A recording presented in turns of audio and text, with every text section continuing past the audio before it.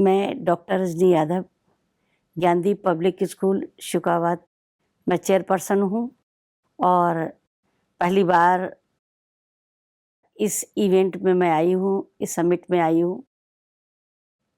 बहुत ही अलौकिक अनुभव है मेरा, चूँकि पहली बार इस तरह से मुझे ब्रह्मा कुमारीज़ ईश्वरीय विद्यालय प्रजापिता में आने का मौका मिला और हमारे यहाँ भी इसका सेंटर है। उस सेंटर में मैं कई बार गई। मैं सच कहूँ तो जब मैंने वहाँ देखा तो वो इसका एक छोटा रूप ही है। बाबा का बहुत प्यारा रूप है वहाँ पे और सतयुग की पूरी कल्पना है। बहुत सारी बहनें जुड़ती हैं। चूँकि मैं समाज से हूँ तो कभी-कभी मुझे उतना मौका नहीं मिलता। लेकिन जब मैं यहाँ आके मुझे ऐसा लगा जैसे मैं ब्रह्मांड में हूँ। मैं दिव्यलोक और त्रिलोक, दिव्यलोक में मैं जाती हुई त्रिलोक तक जाती हूँ।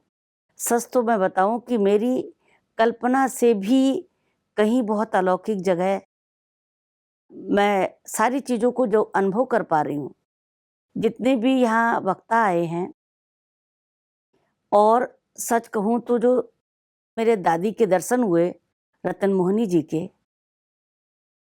एक ऐसी अनुभूति थी, मुझे ऐसा लग रहा था कि हम सब अब उस काल की ओर बढ़ रहे हैं, जहाँ कहीं न कहीं इन देवदूतों का सहारा लेके हमें आगे बढ़ना है। यहाँ की पूरी व्यवस्था, सफाई और स्वर्ग जैसा आनंद, पहले तो केवल सुना ही था कि बहुत अच्छा है। हम लोग कलयुग के उस काल में हैं, जहाँ अब हमें सतयुग के लिए आगे बढ़ना है। लेकिन सारी चीज़ें सुन के ऐसा लगा कि यदि विद्यालय में, चूँकि मैं एक विद्यालय की चेयरपर्सन हूँ, अभी तक मैं डायरेक्टर प्रिंसिपल थी, मुझे ऐसा लग रहा है कि अगर दुनिया को कहीं भी बहुत पीसफुल ज़िंदगी जीनी है, तो जो ब्रह्मा कुमारी बहनों की ये 133 देशों की जो ये श्रृंखला बनी हुई है और ये समिट में तो कई देशों के लोग हैं। मैं नेपाली भाइयों से भी मिली, देखा, सब बहनों से मिली। इनके चेहरे का तेज बताता है कि यदि पवित्रता, संयम और मधुर वाणी के साथ एक दृढ़ संकल्प हो, तो इसको अभी भी, चूँकि सच बताऊँ तो यहाँ आके मैंने कोई न्यूज़ नहीं देखी, बहुत अच्छे से आज तीसरा दिन है, बहुत अच्छा समय जा रहा है।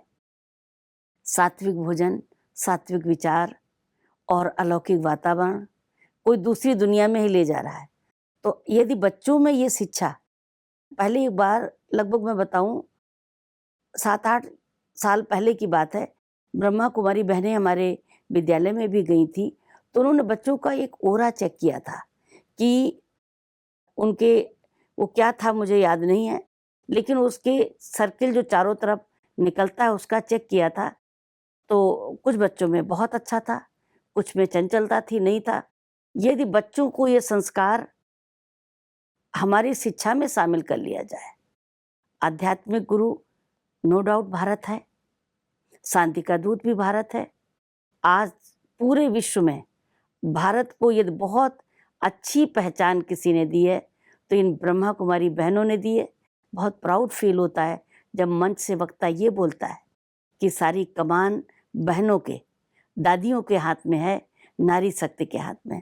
कल जो मैंने यहाँ पर बच्चियों का एक एक्ट देखा, बच्चियों को कहीं पर भी ये नहीं लगता कि हम उस युग में नहीं हैं, सतयुग में नहीं। और एक बात तो बताऊँ, बड़ी लालसा बढ़ गई है कि अगर हम अपने अंदर ये आचरण कर लें, तो हम सतयुग में प्रवेश कर सकते हैं। तो मैं तो ये कहूँगी कि हर आत्मा, जीवात्मा और परमात्मा का ये जो बहुत प्यारा सा संगम है, इसमें सभी सतयुग में ही जाना चाहेंगे। और जब वो निकल के आता है, भगवान कृष्ण का वो राजकुमार वाला रूप और लक्ष्मी नारायण का वो रूप, तो अपने आप में भारतीय होने पर भी बहुत गर्व होता है। बहुत अलौकिक जगह है। मैंने सोलर प्लांट भी देखा, खाने के सारे सिस्टम भी देखे।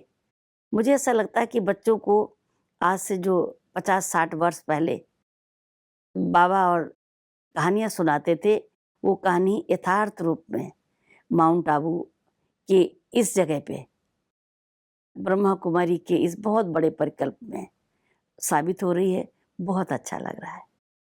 यूथ के लिए हमारा यही कहना है कि यूथ बहन या भाई दोनों को अब पवित्रता में आना ही पड़ेगा, क्योंकि ये जो संगम युग है इसमें बुराइयां इतनी फैली हुई हैं कि हर यूथ बेचैन है।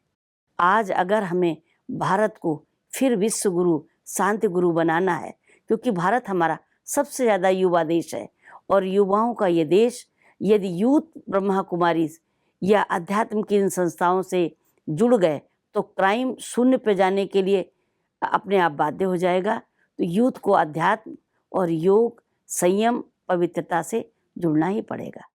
समाज और दुनिया के लिए, यूथ के लिए, सबके लिए एक ही मैसेज, आप जिसे मानते हैं उसके चित्र को मत मानिए, उसके चरित्र को मानिए और उसे अपने आप में उतारिए हुए जरूर, क्योंकि चित्र धुंधला हो जाएगा, चरित्र स्थायी रहेगा। बहुत प्यारा अभिवादन इस पूरे विश्व के लिए, हर परमाणु शक्ति से भी ऊपर शक्ति का बहुत बड़ा एक ऐसा उच्चारण है। मैं तो जब भी देखती हूँ ओम शांति।